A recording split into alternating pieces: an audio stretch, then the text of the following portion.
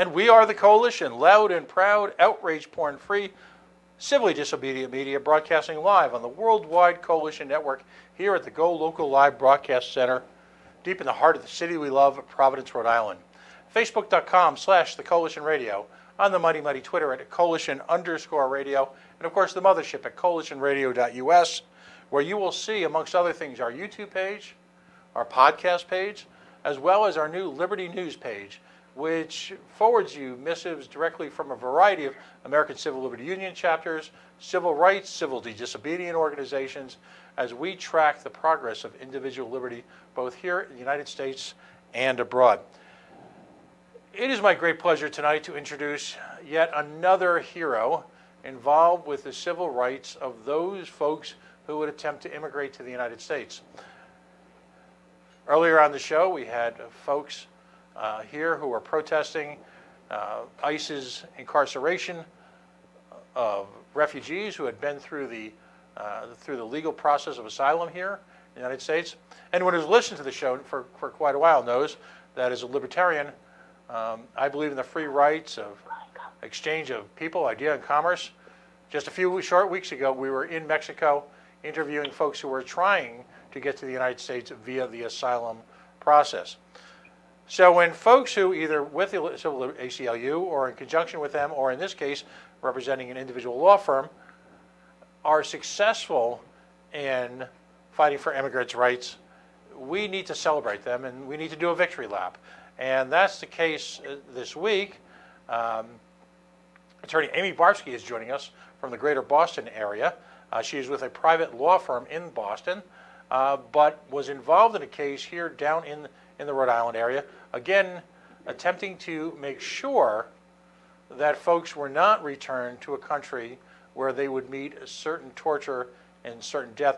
Attorney Barsky, thank you for joining us tonight on a Friday night, and welcome to the Coalition. Hi, thanks for having me. No, so let's talk a little bit about the case, and maybe you can illuminate us.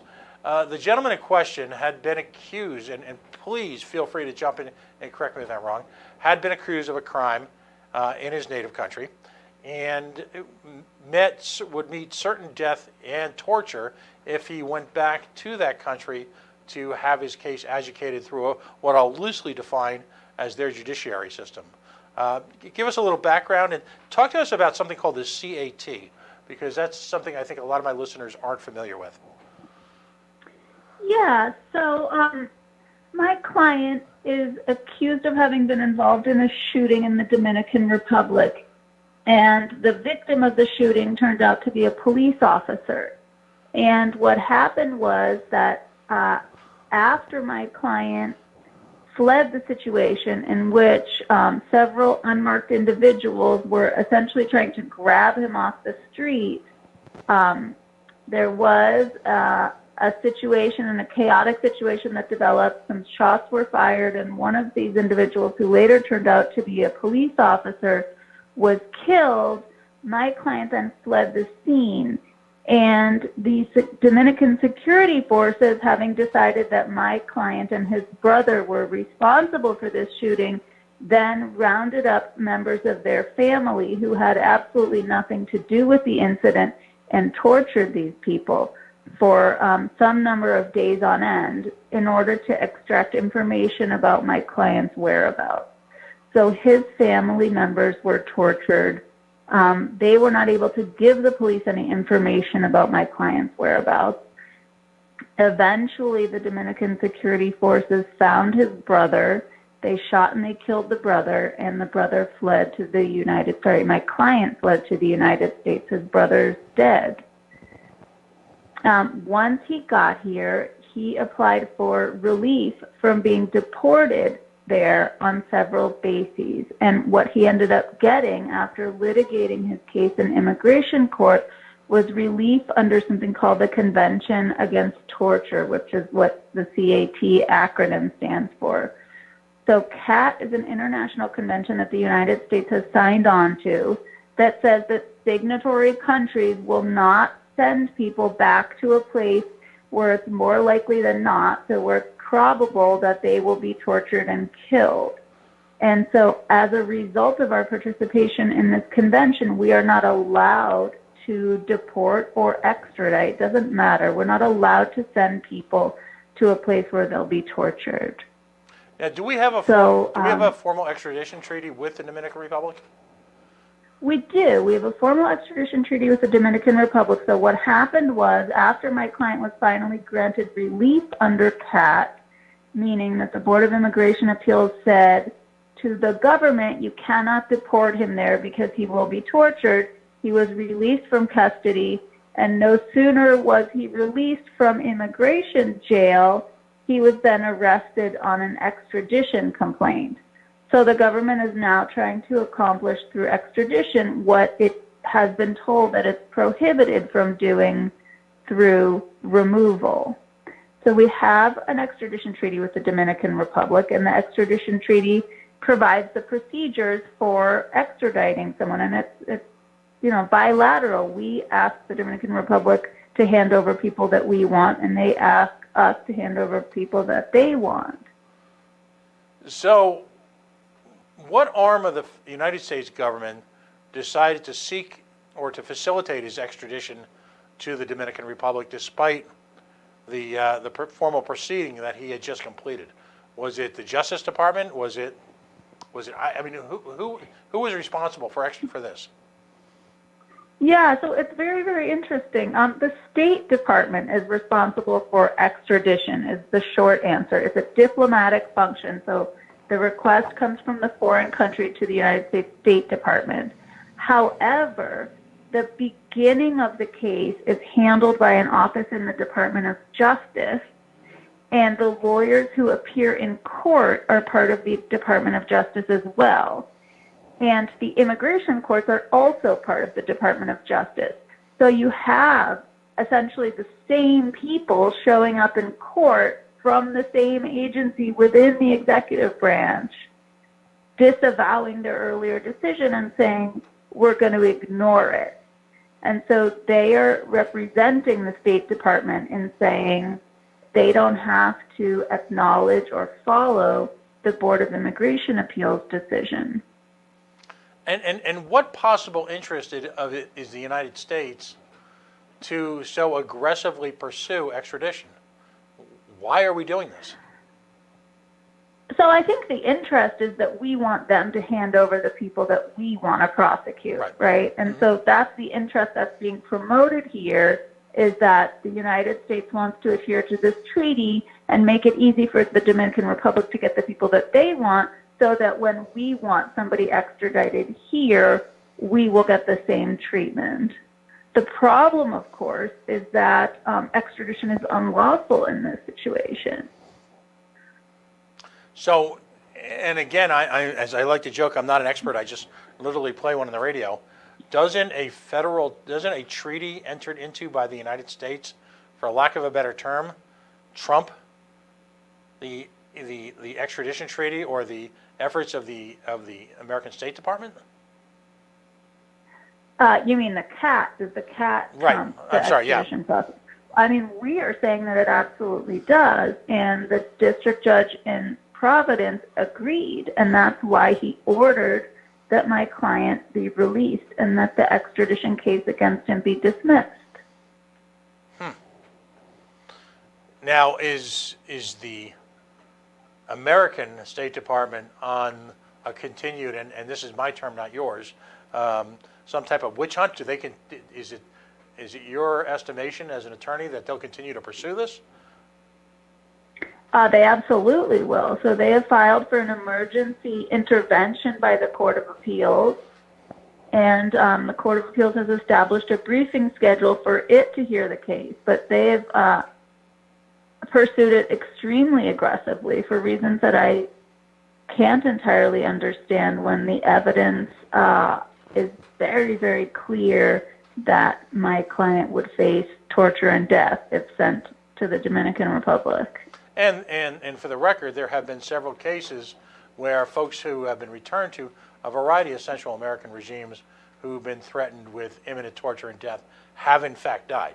I mean, this is not some political claim. This is not a group of people trying to project the harsh reality is that death is almost certain and occurs on a regular basis in these type of situations. So, the state ultimately, the State Department, the Justice Department, and I'm saying this with a straight face, are supposed to be apolitical per se, and I'll continue to try and retain the straight face here. But in your experience in this type of litigation, had you seen this in prior presidential administrations, prior cabinets, or is this something relatively new to the Trump administration? I don't see any evidence that it's new with the Trump administration. I think that, I just don't know, but I don't see any evidence that it's a new policy. I think the State Department has always maintained that it has the absolute authority to make decisions about extradition. Right. And again, and this comes from the point of just an individual, regular person. Aren't treaties like CAT entered into by said same State Department? It's an oversimplified sort of silly question from a commoner here, but why do we enter a treaty like that if in fact we don't clearly have no intention, at least vis-a-vis the State Department, of following it, for lack of a better term? Right, and that's a good question. It's a very good question. I mean, it seems like, unlike so many Kafkaesque nightmares that seem to occur at the hands of our federal friends, in this case, it's a remarkably small circle of individuals under one department that seems hell-bent on circumventing international agreements that we have in place that, quite frankly, I think are valuable and a testament to what the American government is supposed to stand for.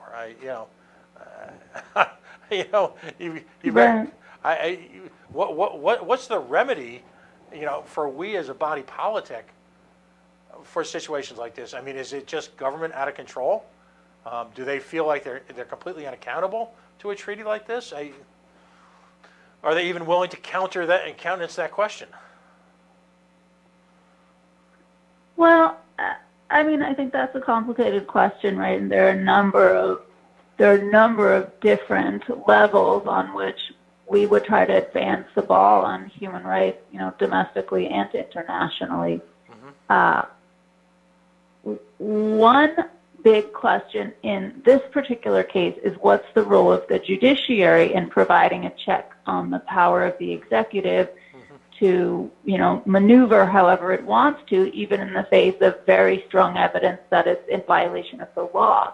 So, one thing is to pay attention to what's happening in the federal judiciary, who judges are, what kinds of decisions that they're making. Unfortunately, in the broader scheme, you have, you see the Supreme Court has been at odds with a number of the decisions in the realm of immigration that the lower courts have made.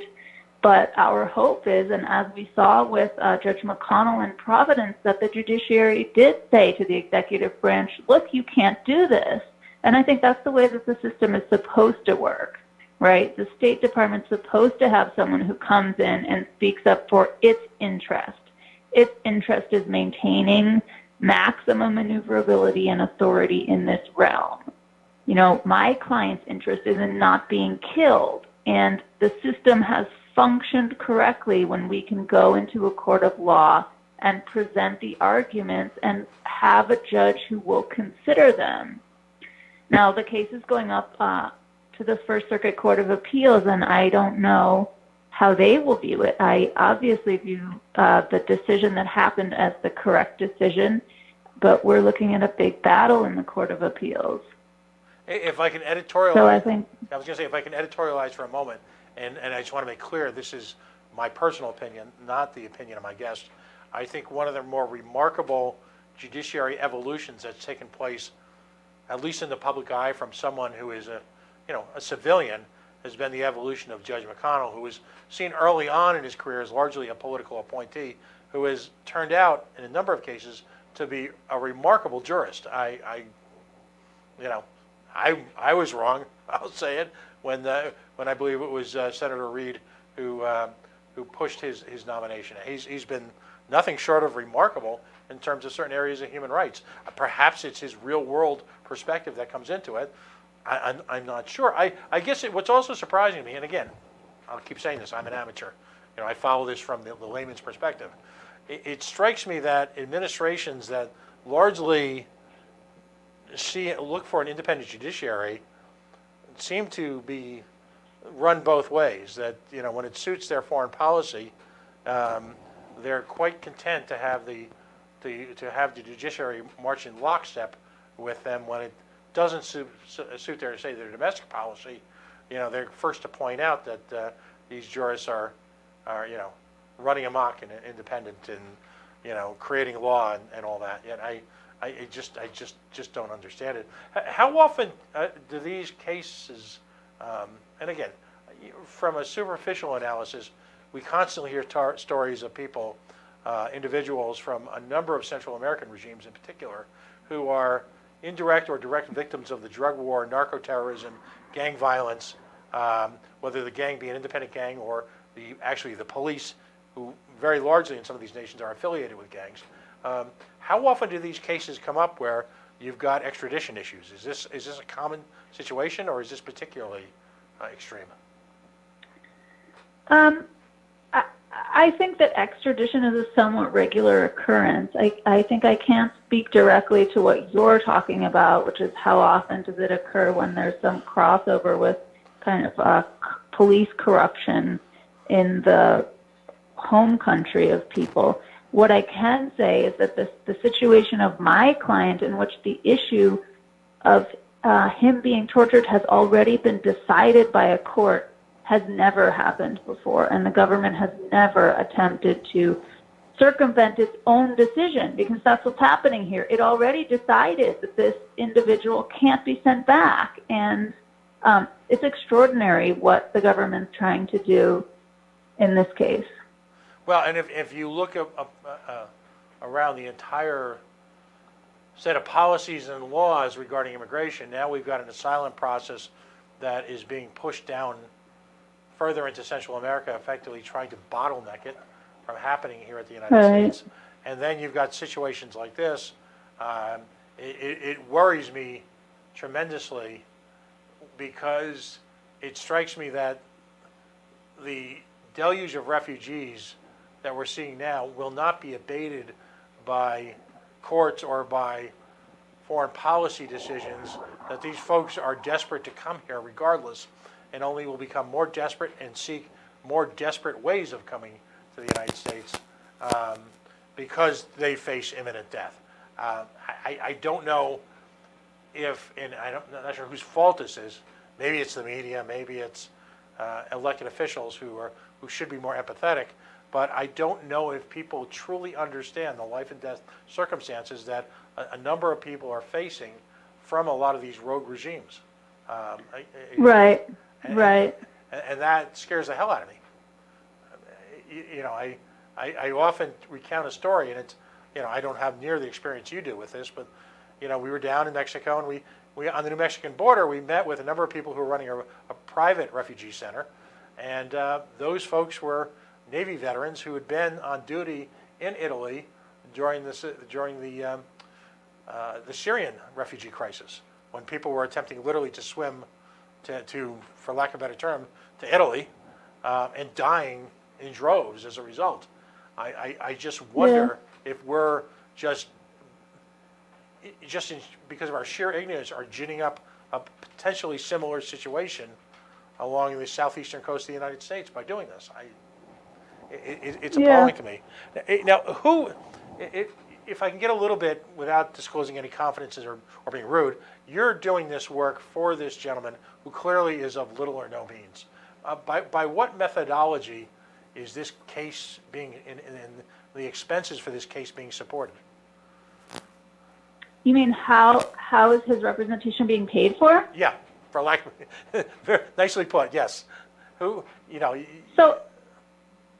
originally he was appointed a public defender, and this is another piece of how the rubber meets the road in terms of immigration and the court system. So people who were charged criminally with a crime are appointed a public defender. And extradition is not criminal, but it's quasi-criminal. And so my client ended up getting appointed a public defender, which is very, very different than what happens in immigration cases where there's no right to paid representation. And so people are processed in conditions and manners that is chaotic, is underfunded, is impossible for them to understand, is impossible for them to advocate for themselves. But my client had the good fortune of been appointed a public defender. I formerly worked in the public defender office, and so I was his lawyer before I moved into private practice, and then asked the court to appoint me since I've been in private practice. So it's a little bit of an unusual situation that the court would appoint someone who's in private practice rather than a public defender office. Mm-hmm. But there are funds that courts have available to them to appoint lawyers to people in a limited set of circumstances, which is mainly habeas petitions or some kind of extraordinary cases that come through the federal courts. They do have the ability to appoint a lawyer, and once in a while they do it. Mm-hmm. So, and so largely you're doing this. I've got to believe it would be more personally profitable for you to engage in your private practice. I guess we continue to celebrate here those attorneys who are willing to extend themselves to the degree that folks like you do. If you don't mind me asking, what type of legal work are you doing as part of your normal day-to-day practice? So the firm that I work for does mainly criminal defense and some civil rights stuff. Mm-hmm. But this case has been, I've been with Mr. Aguas Vivas for 2 years, and there are many, many people who have worked and continue to work on his case, and I think all of us believe very strongly that he's a human being and that we have a life in our hands, and that are trying desperately to have someone somewhere listen and give him justice, because I think back to a point that you made earlier is that you see this overwhelming hubris among the people in power who don't acknowledge the lives that they have control over as being fully human lives.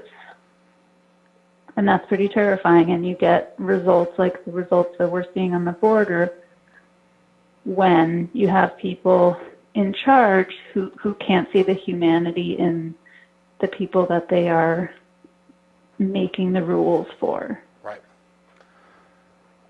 How dangerous is this? Does this become a precedent per se if this were to be allowed unchecked and he were to be remanded back to the Dominican Republic?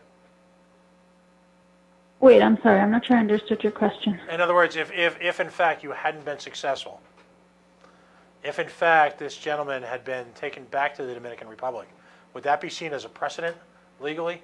Are precedents created in situations like this? If the court were not, if Judge Connell had not supported your case at this moment?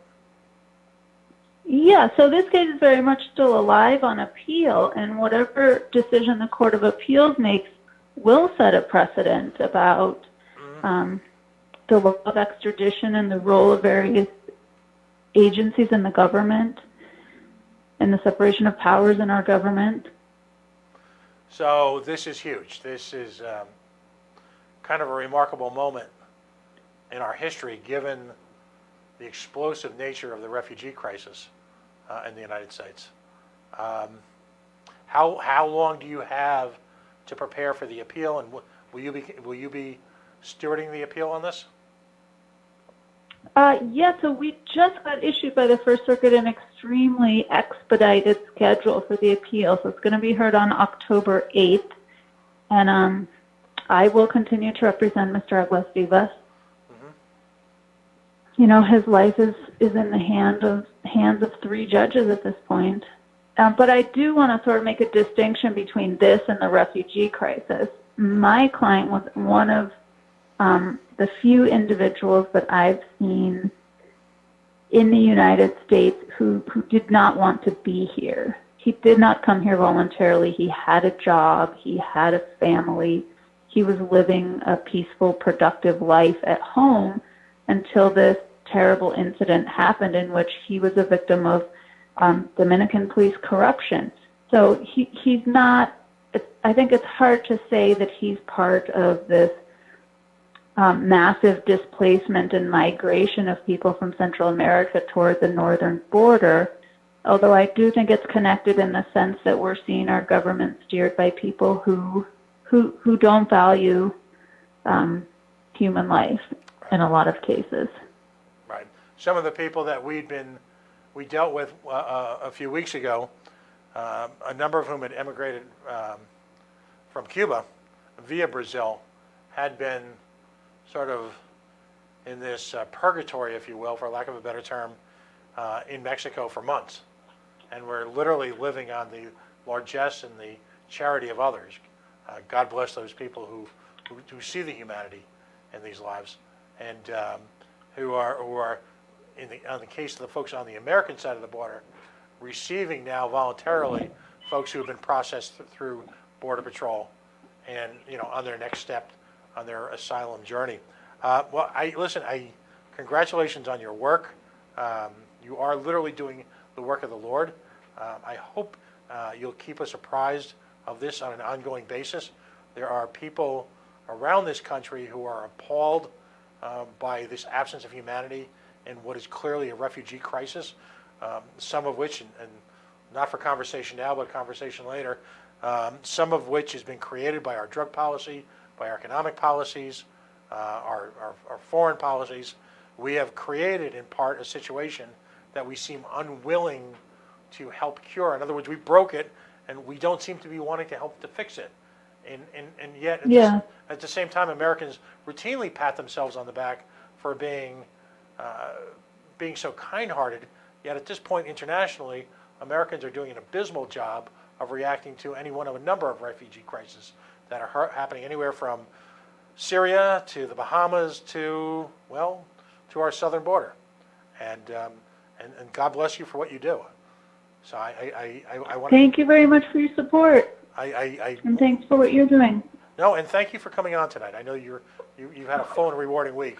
So to those attorneys who are willing to join us on a Friday night to share with us their experiences, we are extremely grateful.